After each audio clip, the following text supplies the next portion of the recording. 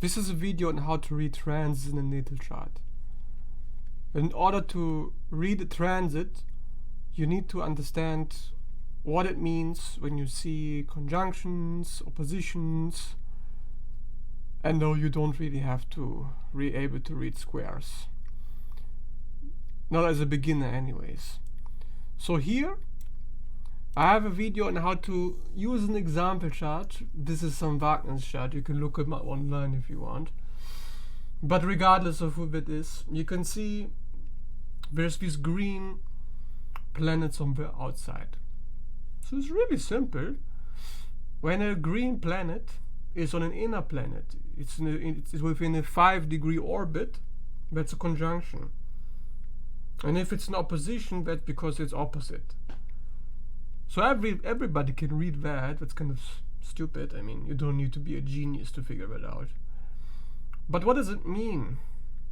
Like, for example, you can see up here at the top, like, how the fuck can I show this? You can see at the top, the sun is conjunction the sun. Because the sun is very close to the sun. And that means that the duration of that transit, this person has a solar return. It's basically their birthday. And that's gonna last until the sun is at least within an 8-degree orbit out of there. And that's how you read it. And you can see the moon. If the moon conjuncts the natal moon, this person's gonna have a lunar return. And you see it's very close to that. So you can make predictions based on that. You can say, okay, if my moon is in this position, if it's in 0 degrees Cancer, and my natal moon is in 13 degrees, then after a day or two, I'm gonna have my lunar return. So I know, because the moon has 36 hours spending in a sign, that it needs 1 day to go to the half of that sign. So that's when it reaches my natal moon, and I can predict that something is going to happen at that time. What that something is going to be, you'll have to figure out your own by observing these transits, and what means transit by transit, that's for another video. But it's very simple. You can also see the Mars is close to the ascendant, so obviously this person recently had a little bit of a mayhem, a little bit of going ballistic, because that's what Mars is about. And not only that, but also shortly, this person is also going to have a Mars return, and then you can see as a prediction what's going to happen then. I mean, it's not really rocket science. How much can you really say about how to read transits? It's simple. You see a green planet close to a natal planet, that means it's going to activate that planet. It's going to trigger you. How is it going to trigger you? Depends on the planet, depends on the asteroid. Now, if you want to read the slower moving planets, so you see, it's more interesting if I'm in the video.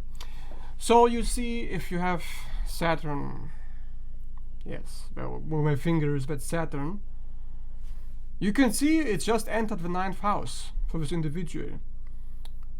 Because it's very slow, it takes 3 years in a house or a sign, so it's going to take a while to cause a variety of activations, and that is based on that house. So you know that based on an outer planet is going to do lots of things. So you have transition planet to a sign, to a conjunction with an object, but you also have a conjunction with a house. So if you have Sun in the 11th house, like here, that means your Sun will illuminate your house of friends. So it will illuminate the activities and networking, socialization, working in a community.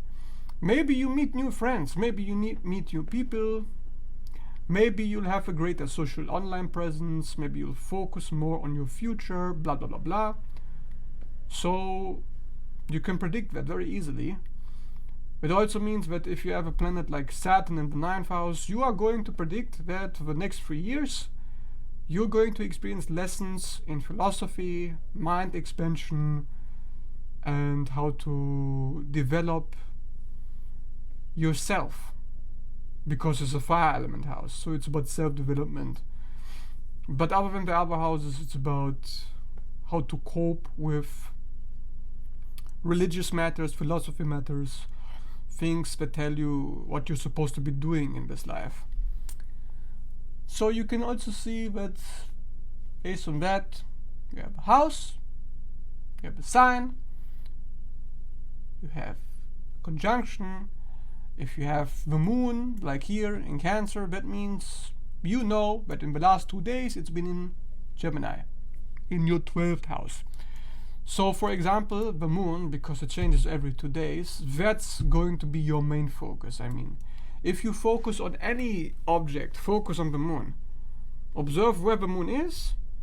Look, what house does it occupy? The sign is not quite as important, but the house is for you, because the house affects you the most. It's not just globally.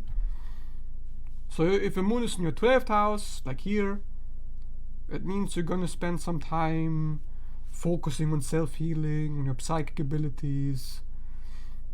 Maybe you get hidden messages, blah blah blah blah. If it's in the 1st house, it's about your physical body, your identity, your appearance, blah blah blah blah. So you see, every 36 hours, another house will be illuminated for everybody. Everybody. So no matter who you are, the focus, you will notice a significant change every 36 hours. And of course, for the sun, you will notice a significant change every 28 days. So if the sun takes about 28 days to go into the next sign, which most of the time will also be the next house, then because of that, you will be able to predict that this is how much time you will spend focusing on those areas.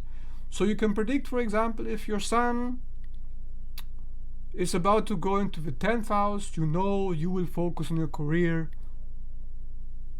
once it is there.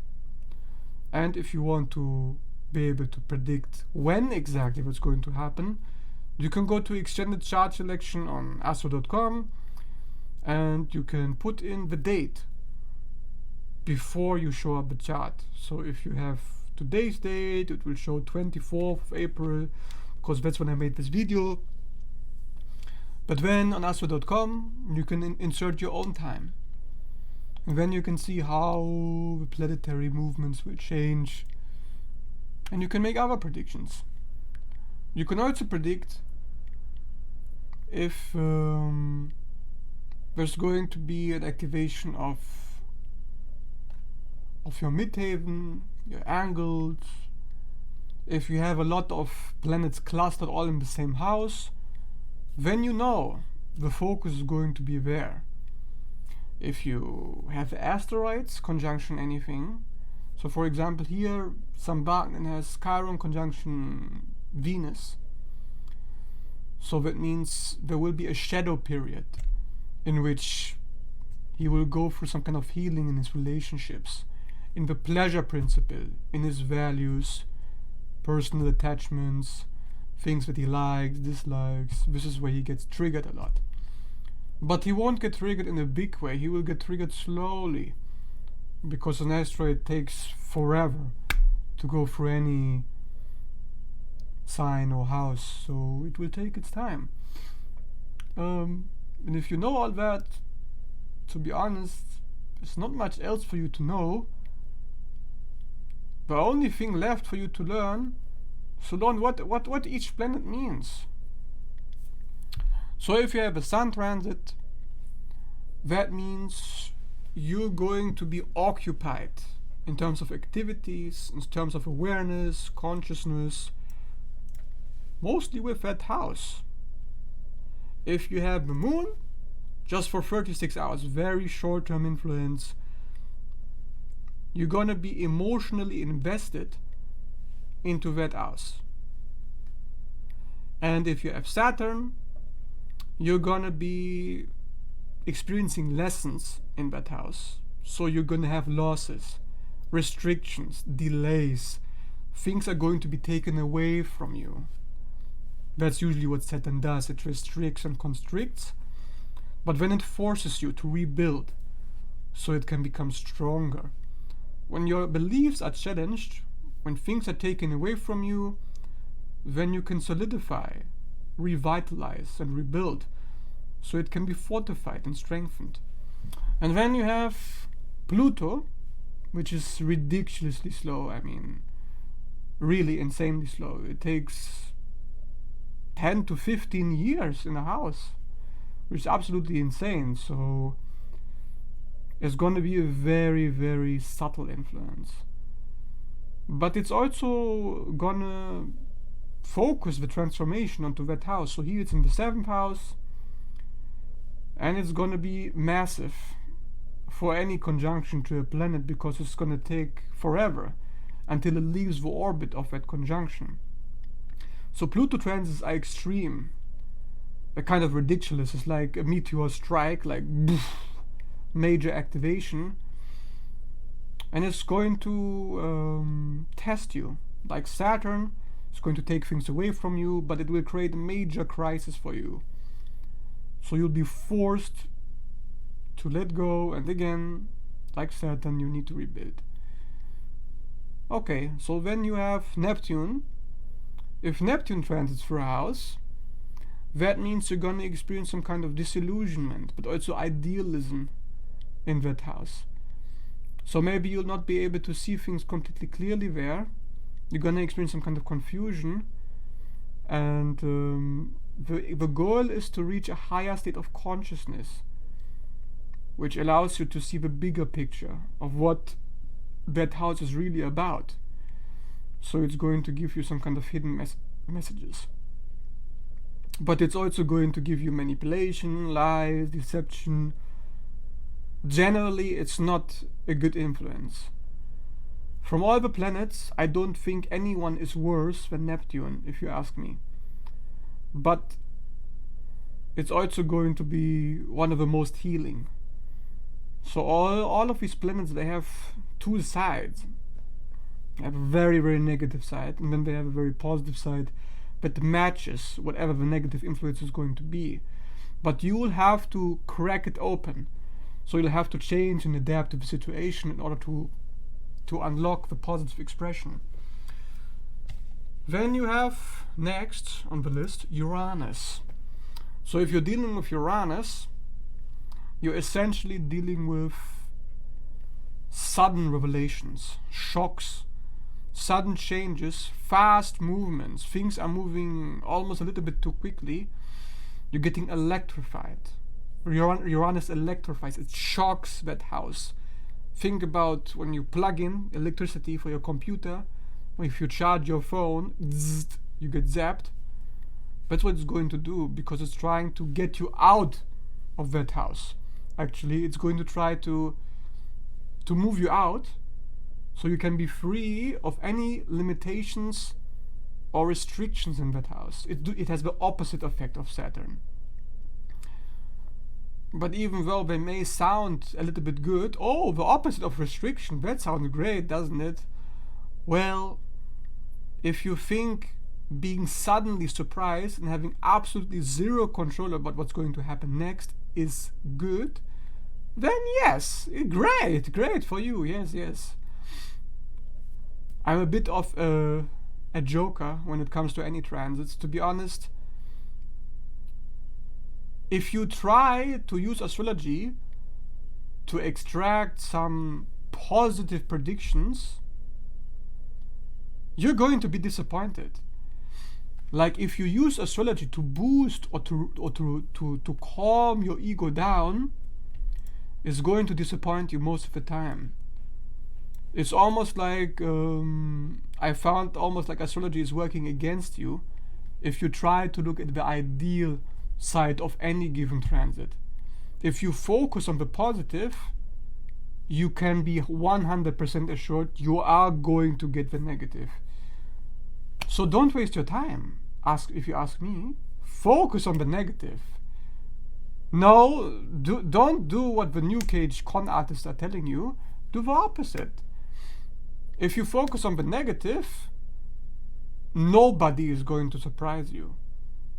Except it may surprise you in how positive it's going to be, which is what you want. And you know how to navigate the problems, because that's all you need to do. That's all you need to know in any given transit. Okay, I have a transit now. What's the negative side? So I can move on and get rid of it and thank you, because there's nothing else that you need to do. You don't need to care about the positives. You will see the positives once the negative is understood, illuminated, revealed, and healed. So yes, you want to do the opposite of New Cage idiots telling you. You want to focus on the negative. It's good for you. Of course, then you have other planets. You have Venus, which shows where you experience pleasure or how you evaluate your values. It's usually about finding the expression of love in that house, finding out how you can value and appreciate what that house is actually about, but also what kind of relationships you're going to have and how you have relationships with other people from the lens of which house. So if you have Venus like here in the 12th house, you're going to be a little bit isolated in terms of relationships. You're going to look for something that is transcendental, that gets out of what the relationship is normally about, which is normally about, oh, I like this person, I appreciate them. And here, 12th house says, no. Looking at what's in front of you is not going to be good enough. Maybe you'll escape into some kind of fantasy worlds. Maybe you'll be pursuing some romantic interests or appreciate something that is outside of you, outside of your awareness or outside of your reach. Because 12th house is outside of the box, same as the 11th house. So anything in those houses, you're not going to see the conventional. Then you have Mercury. Mercury is about how do you communicate, what do you talk about, what do you think about. So in the 11th house, like here, that person is thinking about their future, thinking about how they can network with other people together to reach their goals through the vision of the group, through some kind of collaboration. Maybe they'll spreading some ideas around, trying to find out how they can develop something that can progress the group so they can be recognized by the group. It's about your reputation, public recognition. Using your words in that house means you're going to talk about things that is going to get you other people. It's going to get you friends. It's going to get you your hopes and wishes about the future fulfilled through others, through the collective. So that's basically how you can read all those planets. The last one is Jupiter, before I forget. So Jupiter is about expansion, obviously everybody knows that. It's gonna increase not only the activities you have in that house, but also the success and failure. No. Forget it's always lucky for me in that house. Yeah, it's lucky if you consider expansion of anything, no matter if it's positive or negative, to be lucky, which I don't. But if it's if you are doing well in that house, then it's gonna go over the top well. It's gonna blow it out of proportion. But if you're not doing so well, but if you're trying to deal with some kind of delusion, so if you think, you can just get away with slacking off, or you can get away with gambling, addictions, or bypassing, simply ignoring that house, then Jupiter is going to throw you out of that house. It's like go big or go home. That's basically it. Jupiter forces you in that house to do your best. And if you don't, then you're gonna see the consequences of that. Jupiter also rewards you for both good and bad. It's not, nothing in astrology is only good and only bad, yeah? So forget about that kind of definition that you see online. And if you look at asteroids, You can also go through each asteroid to read them. So you have Chiron. Chiron is about healing, self-healing. Healing how? Well, because you see a problem that you can't ignore and you have to do something about it. So it's negative. You do something positive, which is healing, because something very, very negative is happening. Like if it's an Aries, like here in the 10th house, you're going to lose your job. You don't like your job anymore. And that's exactly what happened with this individual, Sam Bagnan. He just recently quit his job as a professional psychologist, and he's now working in finances. Which also shows Chiron conjunction Venus. Venus rules money, finances. So that's also how you can make predictions that are very accurate and very easy to do. That means you're going to get frustration in that house, delays, and you're going to be forced to come up with an alternative solution which is outside of the norm, because Chiron is the wounded healer. He never managed to heal himself, so he had to come up with something alternative. So then you have other asteroids like let's look at Lilith down here. If you go, I can't go in. So down there in Leo, on the bottom left, you see this person has a Lilith return. Lilith is by transit, it takes 9 years around the chart, so it's very slow, but not as slow as Chiron. It simply reveals in the house by transit and the sign, what do you repress? Do you repress anything about that house? Do you repress and hide anything about the sign? Lilith is going to bring it out. She's going to bring the exile into that sign and house. So you're going to do something that's going to make you rejected by your peers or somebody else, something that you already reject inside of you or that you're afraid of showing because of rejection anxiety. You will get it out. So here Lilith reveals blockages in the heart, Leo, blockages in pride, creativity. This is globally for everybody right now. So everybody's experiencing that they become more themselves because it's a fire element sign, but self-development. They become more their true, authentic, joyful expression, doing what they enjoy doing, even if other people don't like it. To perform and to be put on a stage is to put yourself on the stage. It's fire. So that's what Lilith is trying to accomplish here, to get that out, so you stop hiding it. Because Lilith is about what we hide. It's the dark side of the moon. So there we have Lilith. And then next you see down there is Orcus.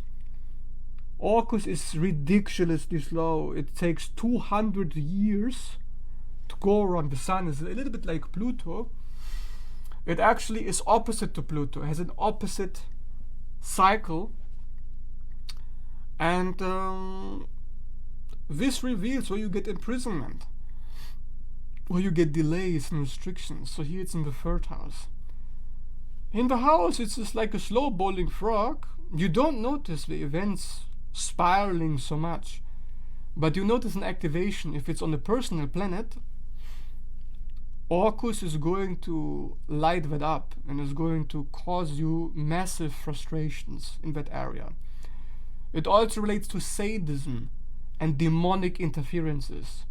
It's an evil indicator. It's a bad omen, which then leads you to develop abilities, how to dissolve the darkness, how to destroy evil. It's about self-protection against demonic forces. So here, whatever conjunction is going to do that to that planet or house. Then next you have Ceres down there. Ceres is about bringing up the ability to restore the original meaning, the original blueprint of that sign or house, whatever. To bring it up from the underworld, to restore it back to proper alignment. So this is what reveals underground blockages. This is what reveals armoring And this is what reveals how to get out and how to come back to wholeness and regeneration. Then you have the south node down here. It's not an asteroid, but the nodes, they act as a broom. If you have a broom, if you have an asteroid transit, that means it's going to clean you up. It's going to clean up your shit. It's going to bring up karmic issues. It's going to dissolve boundaries. It's going to bring up whatever is wrong in that area and whatever you need to let go of. Unfortunately, because the nodes are about changes. They have the nature of Uranus. They bring sudden shifts, shocks, and unexpected events which you don't normally enjoy because they get you out of your comfort zone. Like Uranus, they get you out of the body, out of the physical restrictions. So then you have Ixion and Pholus, which are also ridiculously slow, a little bit like Orcus. But they also reveal certain integrity issues. Issues with the law, ethics, morals, values. Pholus in particular is about anger, outbursts, tantrums. Getting a little bit too excited to go to war, simply because it's about overcoming gatekeepers, dissolving boundaries, breaking things down that are supposed to be in your way, so you can express whatever that planet is not really expressing fully.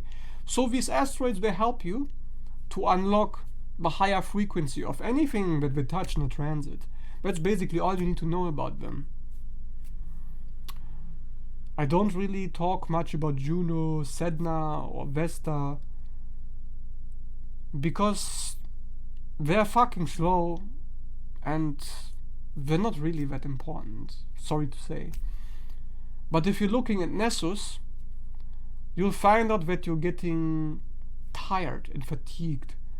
Something is breaking you down, something is forcing you to stop doing what you're doing and to completely rebuild from scratch, completely undo everything, completely break things down and get out of whatever it is that you're doing, whatever the planet is trying to do. Same in the house. This is why you experience often betrayals, stabbings, things are taken away from you and they leave you shocked, surprised that you could allow this to happen, that you could allow yourself to be hurt. And most of the time it's by your own doing, by your own actions. And that's something you also have to look out for Nessus, because it can be quite unfortunate if you have it conjunction a planet or an angle. You better watch out, for your actions have consequences. So that's basically it. I mean, it's not rocket science. It's really not difficult. But if you don't know, because I mean, I'm also very green on all of this. I know a lot about every asteroid, every planet, but the more I know, the more I realize it's not really that much. There's a lot of hidden meaning, a lot of alternative interpretations for each aspect. So be open to be surprised. Be open to learning something new. Try to observe. This is what I can recommend, that if you have a transit, don't just stick to what is written in books. Learn about the symbolic meaning of a planet and see how it applies in your real life today. Like, if I have Mercury and I have the air element, I know it has to do with the color purple, because purple is about the mind. It's about expanding the mind. And that's also the color of Sagittarius. But if you suddenly decide that you want to wear the color purple because you have a lot of 9th house transits or Jupiter transits or whatever, You would never think that Jupiter has anything to do with the color purple. But this is the kind of shit that you can learn over time. How transits can have completely mundane associations that you wouldn't normally expect. Like, for example, when I got this fox. So when I got this fox, I got it when I had Lilith conjunction my sun. It was shortly after my Lilith return actually, but I got this fox. And the fox is my spirit animal. And this is also something I found out at the same time. So something that reveals a part of your personality, which is associated with the sun, can also be part of a transit, and you wouldn't even know that this is what it's about. But it could be. It could also be that if you have a lot of Cancer transits and you decide to buy a dog like this, because Cancer rules dogs. Did you even know that Cancer rules dogs? You probably didn't know that, did you? But yeah, if you're interested in getting a dog, you may have Saturn or Pluto in the 4th house, and you would never even think about that. So like I said, learn about the not so obvious associations with the houses, signs, planets, and then you'll be able to make really good predictions. So if you found this video useful, if you liked it, leave a like, leave a comment, boost my algorithm, because fuck, I need the boost, if you know what I mean. No, do whatever you want, but yeah. Anyways, thanks for watching, and bye.